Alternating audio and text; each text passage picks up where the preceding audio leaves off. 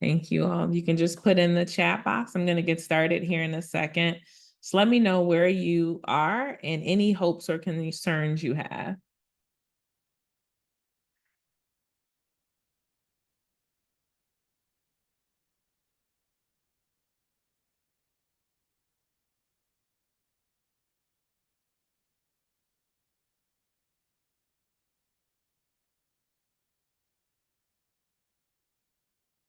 Okay.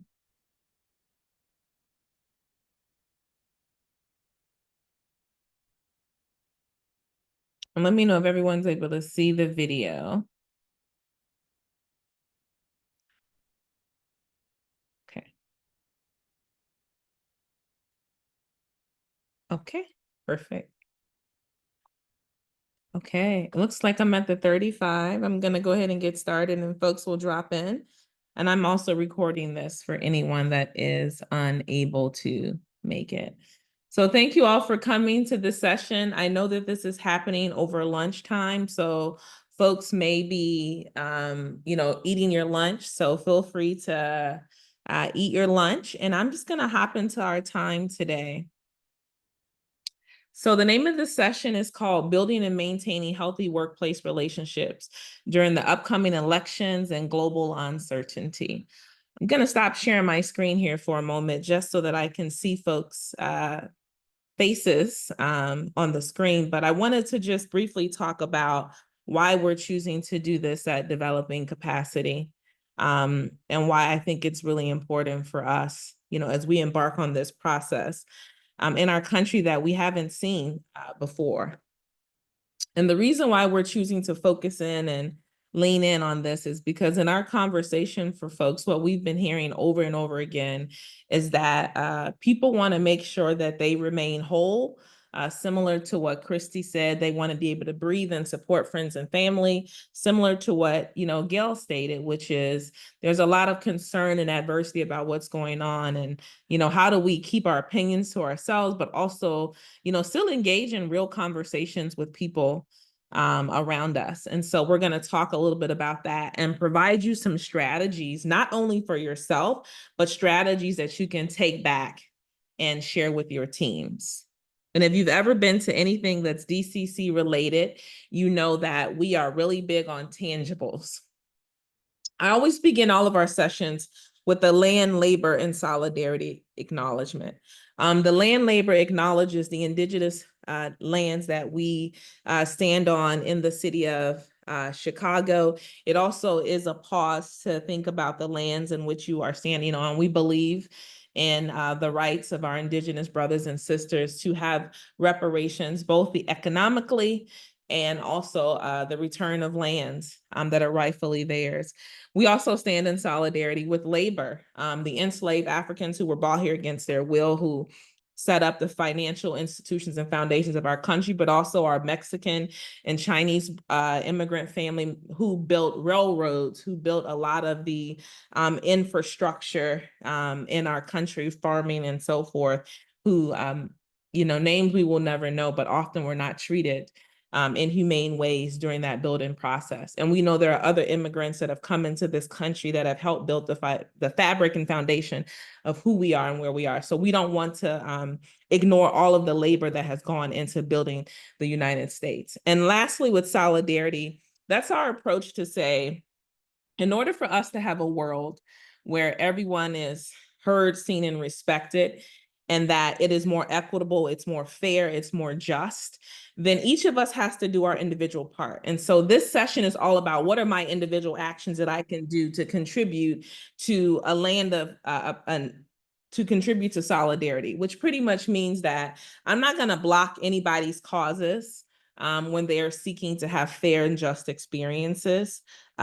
We believe to dismantle sexism, to dismantle a lot of these interlocking systems of oppression. Each one of us have to think about how we could be better humans and how we can support one another. So today we're going to talk about how do you navigate conflict in the workplace and polarization.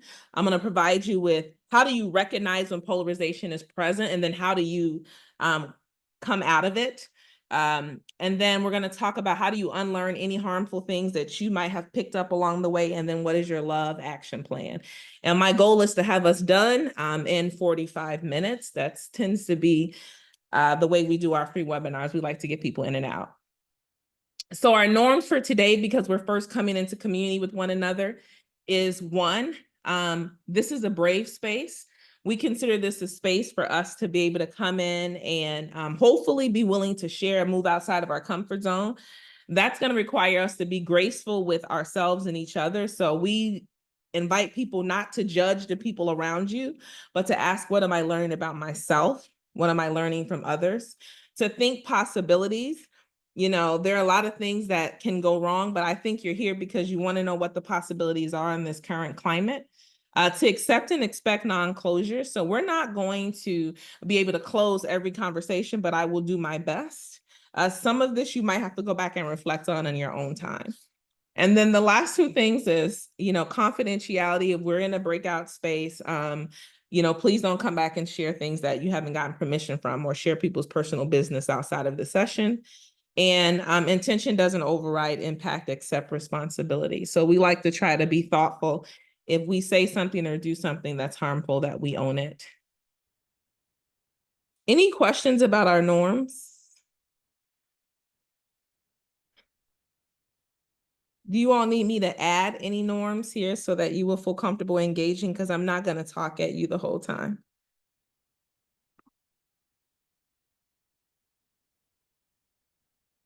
Any questions about the norms? If you can commit to these norms, I'm going to ask you to just put in the chat box, I commit, and that'll let me know that you are in agreement with the norms. Okay. Welcome, welcome. We're just going through our norms for today.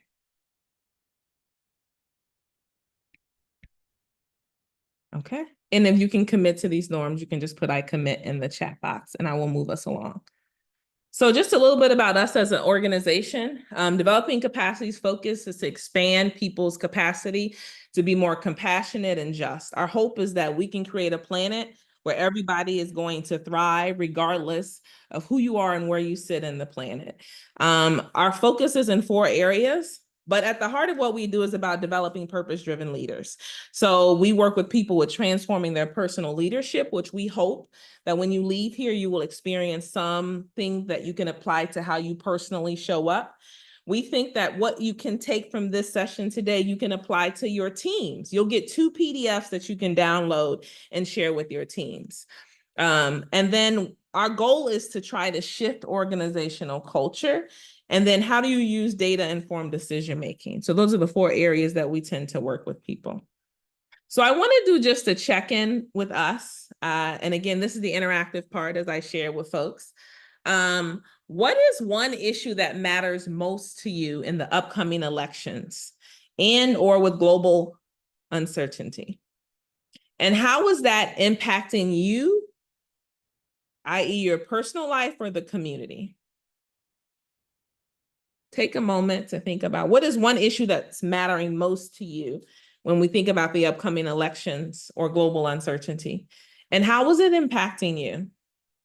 And I will invite you to come off mute if you're open to sharing, and I will pause during that time when you come off mute, and then I will restart the recording in order to protect your anonymity.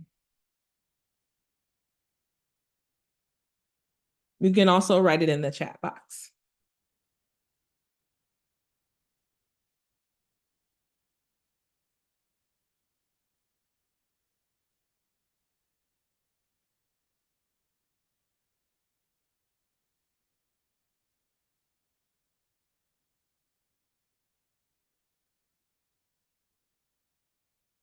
Okay, I'm going to pause the recording now because I think someone is going to share verbally, and I want to make sure that that doesn't show up on our YouTube page. And let me pause the recording. Hold on one second. I'm going to pause the recording. it's impacting our relationships and our interactions with folks. And so I wanted to have this personal check so that you can name for you what is coming up. But I also wanted to use it as an opportunity for us to think about also what are the other perspectives of folks that are out here. So I'm going to put you all in a breakout room for about, 5 or 6 minutes. And I would love for you to consider the other perspectives. So, what do you believe is driving the perspectives of people that you most disagree with? And this is really an exercise in empathy. But I really want you to think about what's driving the perspectives of people you most agree with. And are there any points of understanding or shared concerns? And I'll give an example. As a woman, I think about reproductive freedom is on the ballot. And also IVF and just so many different things that impact, a woman's bodies. And there's real implications for this. And so if I were to answer this question, I would think about that is an important election topic for me, which I would have said in the previous slide. And then considering others' perspectives, I would be thinking, well, what's driving people who want to control women's right to choose? And are there any shared concerns? And I know this can be very challenging because naturally people might say they're bigoted, they just want to control women's body. But it's what's underneath that perspective. Is it the right to life? Is it the desire to ensure that, we have healthy, vibrant communities? I don't know. You know your own issues, but I hope this is clear. Is this clear to folks, what you're going to do in your breakout? You can just put a thumbs up in the chat box. Okay. Okay. So I'm going to put you in the breakout room. It's a few of you, so I'll put you in the breakout room for about 6 minutes so that you all can discuss amongst yourselves. And I will then let you all, I'll send the indicator to let you know when you're close on time and you'll come back. You can feel free to share at your comfort level. Whatever you would like to share as it relates to what issue is important to you, and then what do you think is behind the other perspectives.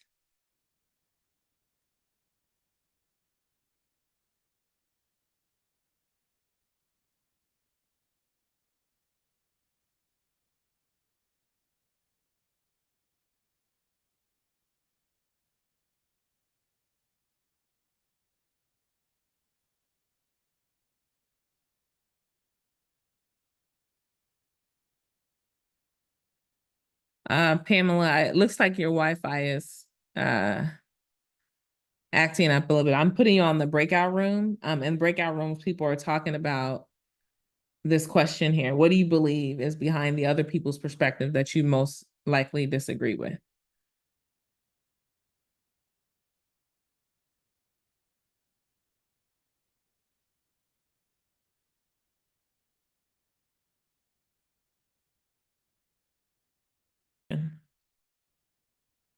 So part of, as we come out of, breakout spaces, is that part of what is making it hard for us to be able to have these healthy relationships, both in community and where we work, is that, we have our own perspectives about what's important to us. And then you have this other group of people who have their own perspectives. And we're just seeing a lot of polarization, which polarization is really these two distinct perspectives that are, entrenched. And sometimes there isn't a way for us to see a continuum, but it's like these opposing extremes. And so we know that it is showing up at work and in our relationships. So I want to talk to you all briefly about how do you recognize when polarization is present? And then what are 3 things that you can do to try to engage in a question that will be less or may feel less accusatory to the person that you're speaking to. So you could have your own level of, I feel very strongly about this topic, or someone else's. So what I often tell people is that the trap of polarization usually happens in this sort of trifecta. I have this perspective that it's I, me, my, mine, like it's my perspective, my way. And when we have that very deep, entrenched, extreme perspective, it can lead us to have deceptive thinking, which it can lead us to feel like everybody else is the problem and their perspective is the reason why we are what we are. And that is true sometimes. But it moves away from a collective to all I know is it ain't me. And then that tends to set us up for division, which is not being able to see it the other way. So what I say to people is when you see someone operating in a I, me, my mind, or it's not me, it's you, the reason why, we have to take these measures, in the city of Chicago is because of all the robberies. And it's not, has nothing to do with the fact that we've disinvested in poor communities in Chicago. It's the fact that these young people just want to be violent. So not really thinking about the collective challenges that exist. Usually there's some level of bias that's behind that perspective. Sometimes it's a confirmation bias, so a belief that if something supports my perspective or what I believe to be true, then I'm going to evaluate it positively. So if I believe that women have the right to choose, if you ever say that to me, I'm going to agree with you. Sometimes there's an affinity bias behind it. So I have a positive bias towards people that are like me with my same race, class, or affinity, or it could be a negative affinity bias, which is I treat people that are different from me in a negative way. And that's where you see racism, sexism, heterosexism, colonialism, all these things come into play. And then there's a halo and horns bias, which is if I had a positive experience with something, I tend to evaluate it positively or if not, negatively. So when someone comes up to me and we engage in a conversation, I'm just going to stick with reproductive right because we've been talking about that. And I say, it's important. I understand and respect your perspective from your own religious beliefs that you don't think women should have a right to choose. But I do believe it's important for us to think about the fact that there are a variety of different reasons why a woman might choose to terminate her pregnancy. And that person may say, well, I had a friend and they only kept getting abortions because they were out there having sex and they weren't protecting themselves. So this person is, because they had a horns bias, they've had a negative experience with people who have gotten abortions. Now they're saying nobody in the world deserves a right to be able to choose. So I hope this makes sense for people. Like as you're hearing people talk about why they have such entrenched perspectives, it's probably because there's some level of bias that's driving their ability to come towards the middle. So what I say to people, there are three things you can do if you see this polarization starting to come up. If you see this entrenched I, we want to move people towards a better outcome. And that better outcome could be what other perspectives exist. So if we were to go with the same example, every time I've seen someone get an abortion, it's because they have, not practiced safe sex. What other perspectives exist? In my experience, I've seen that people have terminated pregnancies for a variety of different reasons. What do you think are the other perspectives that exist that would make someone terminate a pregnancy? In that moment, you're not trying to convince somebody. You're just asking them to take a moment to pause to consider what other perspective may exist. Secondly, if someone is in a it's not me, it's you perspective, it's everybody else's issue, what multiple things can be true? So multiple things can be true. I can believe that the hostages should be returned home and there should be a two-state solution. Now, this doesn't mean we go and say that sexism or racism or any of these harmful acts of oppression is okay, because that's not okay. What I'm trying to get people to see with this one is what multiple things can be true. A woman can decide that for a religious perspective, she doesn't want to have an abortion, but if she carries this baby to term, it could kill her or the baby. And so therefore, she believes in this particular case, it's important for her to terminate the pregnancy for her life and the baby's life. Multiple things can be true. I could still believe something according to my faith belief and recognize that this is a situation in which I'm going to deviate from that belief. And again, I don't want to say that all Christians believe or all people of certain faith groups believe that you shouldn't terminate pregnancies, but I hope you all are understanding. Just give me a thumbs up if you're understanding and you're following the releases that I'm trying to offer you when you hear polarization present. The next thing, when you're dealing with people who are like, I can't see this any other way, it must be the case that the election is being stolen. It's being stolen. We cannot trust any of our systems, right? So therefore, we need to have armed people standing outside of polling places. And this is what some people are thinking. You know, I always like to say, when people are like, I can't see it any other way but my way, I always say, okay, and this is moving people towards solidarity, which is mutual support. I don't have to agree with your issue, but I'm not going to try to block you from having a fair and just experience. How can we create the conditions to honor our shared humanity? How can we create the conditions to honor our shared humanity that when someone shows up to go and vote, they do not feel intimidated by someone that's standing outside with a weapon? And here we're trying to push people into shared humanity. And I'm going to tell y'all, this is a question that's hard for people because most people want to be on their either side of the spectrum.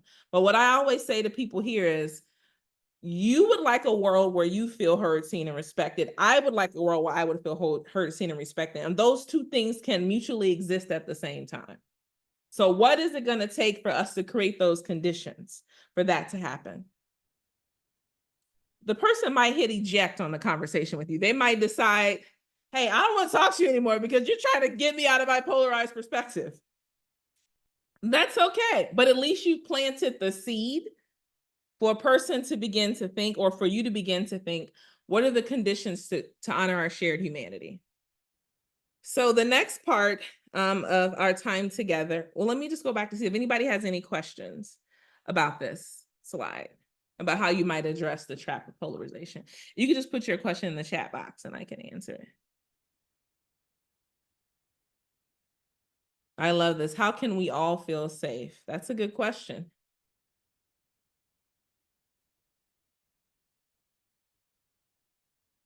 And that's a great question to ask someone who's doing that. If I know this makes you feel safe to take an armed weapon and stand there, but what about the person who's coming to vote? And do they have a right to safety?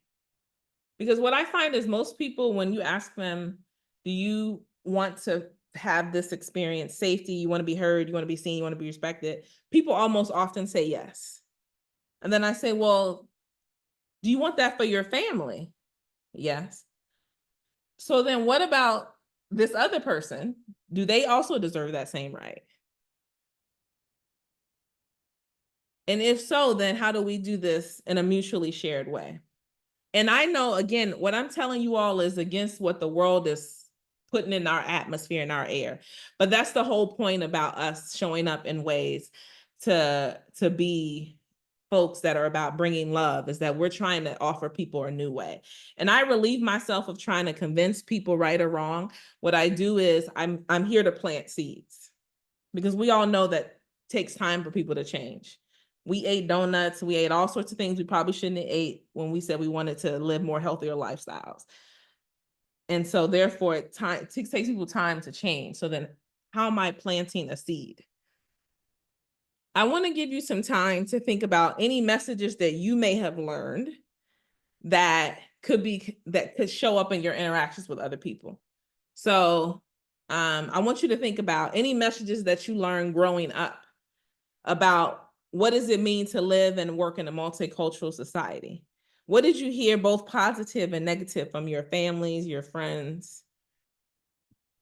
And then how do you think those messages might be influencing how you interact with people? And think about this as these sneaky messages that might come into your thoughts that prevent you from embracing differences. And then what messages do you need to unlearn to be a better human being and colleague? So I'll give an example.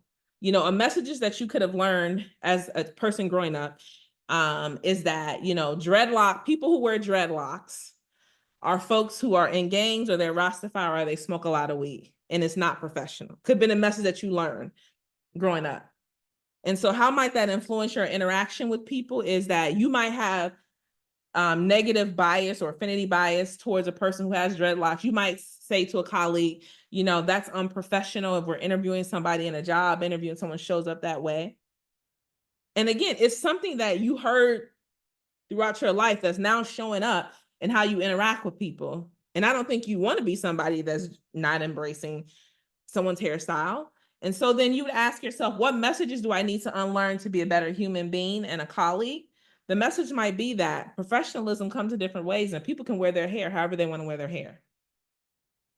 So this is us thinking about our own behaviors and what are some things we might have learned over the course that might get in the way at this present moment in history of us being a human and colleague that's open and being willing to honor the fact that we come from different cultures and different races. So go ahead and take a moment to answer these 3 things for yourself. It doesn't have to be big, something small.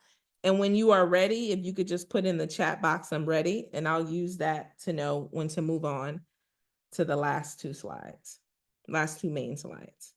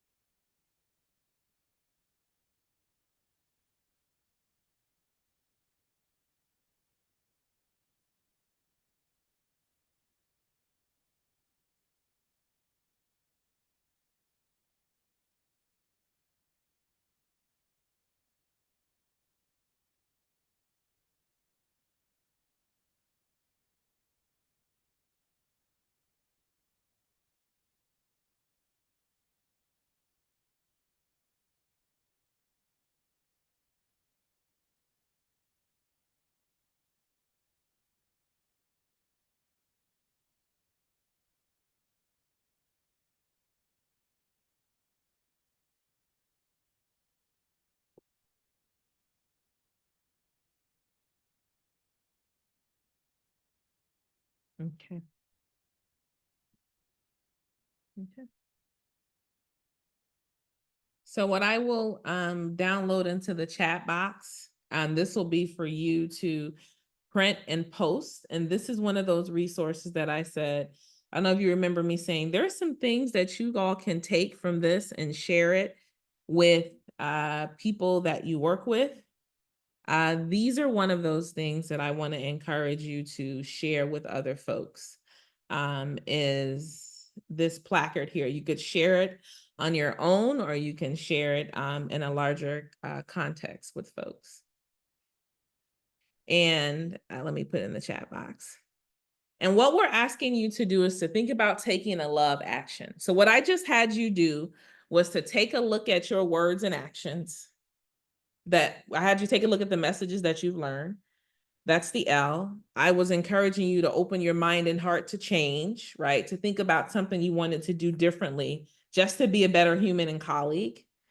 And now I'm asking you to verbalize and live your commitment by downloading this PDF and writing, what's your one thing? As a human and colleague, I will blank to foster a healthy and inclusive workplace culture. It could be, I'm going to be a better listener. I'm going to ask questions before I comment. Whatever your one thing is, I want to encourage you, if you are in a workplace where you go to work every day, to download it and print it and hang it on your door. If not, this is something that you can share at a team meeting. You can even do this as a team.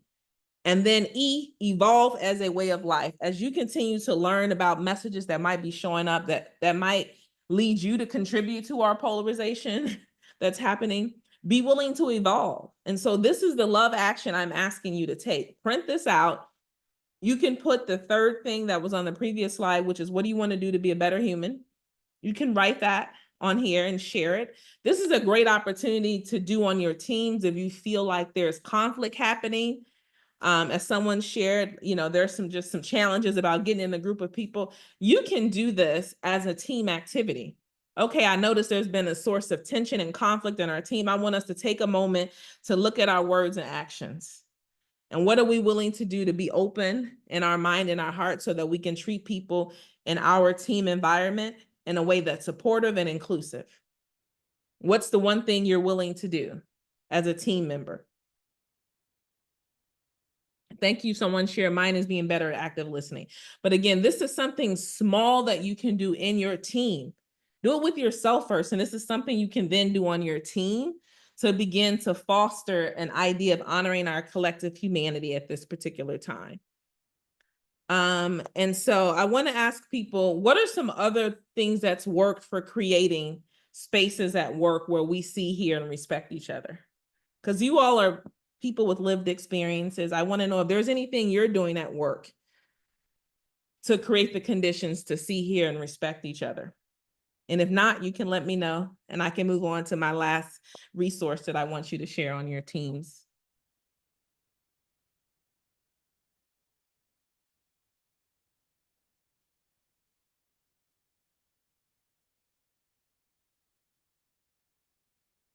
I can share one thing that actually came up today. So I have a Thank you for sharing that. The importance of being able to just touch base with people to let them know that I see you. I see that you have been not well. I care about you. How are you doing? Or I see that you made this comment. Thank you for sharing. These are all ways at a time when we're working remotely or people feel very disconnected. I don't know if you all remember, but last year, the new Surgeon General talked about just how lonely the world is and how separated people really feel. And so I think these are all opportunities for us to be able to see, hear, and respect our colleagues. So again, here's a second resource that's in the chat box for you. And this is just 3 simple ways you can see, respect, and hear your colleagues. Number 1 is to listen to understand. So as you all are engaging in conversations, encourage people when colleagues from diverse backgrounds are sharing their experiences, or the people you serve, your clients, encourage people to pause. Thank you for sharing this. Ask questions about deeper understanding. You know, Janet, thank you for sharing this. I appreciate it. I hadn't thought about this. I would love to learn more. These are all ways to practice active listening. And then acknowledging people's lived experience, recognize diverse lived experiences. I had you all go through an activity to think about the messages that you learned, but also what was important to you. And so our own unique cultural, social, and historical context shape how we live and how we occupy the world. And part of doing that is by validating these experiences and being open to learning more. So oftentimes when people are sometimes polarized, when we pose the question, what multiple things can be true? That's us trying to dig underneath and get people to acknowledge that lived experiences exist for people other than yourself. And how can we invite those lived experiences to the table? And then the third thing is collaborative decision making. So how are we making sure that diverse voices are at the table and those that are closest and most deeply impacted are involved in the conversation? And so what I encourage you to do is, again, these are 3 things that you can do at the end of a team meeting. If you're not the managing director, you can work with whoever your managing director is to have this conversation. Hey, I noticed that we haven't really been seeing and hearing each other much in our team. Can I get 15 minutes on the agenda to walk through some strategies and how we might apply this in our team? Oh, I noticed that, people have been really entrenched about what's going on with global uncertainty in the elections. I just want to do a quick activity on how we might show more love towards each other. And I know in some industries, the word love is like a taboo. So you can you can change my acronym. I don't care. What I am trying to impress is how can we be leaders in trying to create an environment where we can see, hear, and respect each other. Because underneath that person who has that deeply entrenched perspective where they may not feel like women have the right to choose, there's some real values and belief that they think is really important to them. And what if we tried actively listening? What if we tried sharing more about our lived experiences, not from judging them, but saying, hey, here's the real deal. I know someone, or there are stories of women who bled out on the floor in Texas, or somebody who died. Is that what we want for our family members? What would it be like if it was your sister who was going through that experience? What would you want for your family member? And so we end with just sharing some anchors and sanctuaries, some things that you can do to sustain yourself in the midst of everything that's going on in the world. We encourage you to have some anchors you can do in the moment when the polarization and the challenges get high at work. That could be going for a walk. That could be reciting your core values. And then we encourage you every day to do something to just calm your spirit, which is a sanctuary. Some people exercise daily. Some people keep a gratitude journal in the morning and in the evening. Some people listen to their favorite music going to and from work, or they listen to it in between meetings if they work virtually. We just want to encourage you to have some anchor or some sanctuary that you're going to do that will help keep you calm in a world that's essentially trying to breathe chaos. And so we never want to leave without encouraging people to adopt an anchor and a sanctuary. This will also be a handout that you can download in your PowerPoint. I mean, you'll download in the email that we send after this. So you're going to get three resources. And finally, I want to invite people to share one thing that you would like to pass on to another community member. And I'm going to stop the recording now so that you can come off freely and share it. I don't believe in keeping this information to ourselves. You're going to get an email, and even folks who signed up who did not make it today will get an email. They'll get a link to the recording. They'll get all of the resources. And you will get that as well. So feel free to forward that and pass it on and share it with other people, because a movement of change comes with individuals making a decision to behave differently. So let me stop the recording. Thank you all for coming.